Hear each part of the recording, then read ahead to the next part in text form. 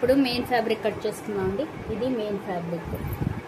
Okay, main fabric cut చేసేటప్పుడు ఎప్పుడు కూడా సరిగ్గా మనకి ఎంత వెయిట్ కావాలో అంతే పెట్టుకుంటే మనకి పీస్ కలిసి వస్తుంది. ఒక హాఫ్ ఇంచ్ మటుకు అటు ఇటు ఉండేటట్టుగా చూసుకుని పీస్ పెట్టుకోవాలి. చూసారు కదా, ఇలా పెట్టుకుంటే మనకి కరెక్ట్గా ఉంటుంది. ఇప్పుడు నాకు వచ్చేసి మెయిన్ ఫ్యాబ్రిక్ 41 ఇంచెసే ఉంది లెంత్.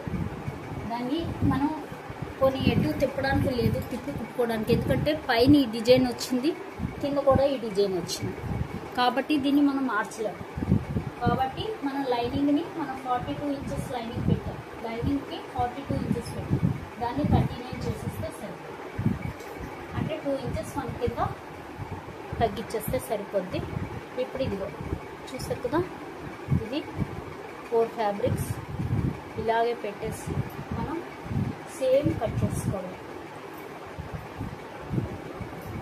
అంతే,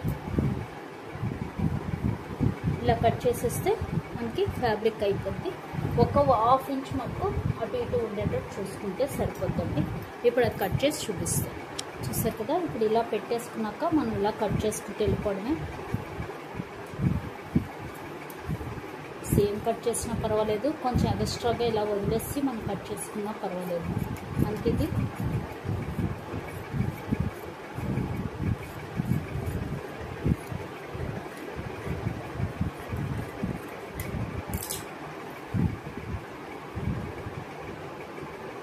ఇలా మార్చుకుంటూ సేమ్ కట్ చేసుకున్నా పర్వాలేదండి. మనకి లేదు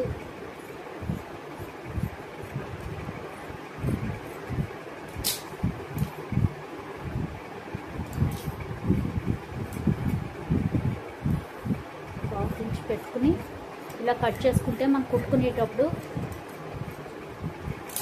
అటు ఇటు జరగకుండా ఉంటుంది.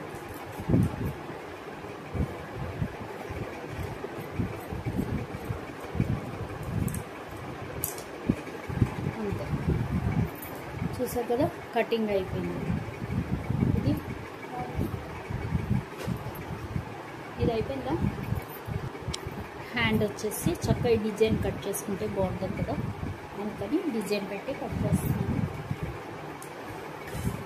ఓకే, కొంచెం ఒక హాఫ్ ఇంచ్ కింద మడవడానికి, ఒక హాఫ్ ఇంచ్ ఇలా పెట్టేసి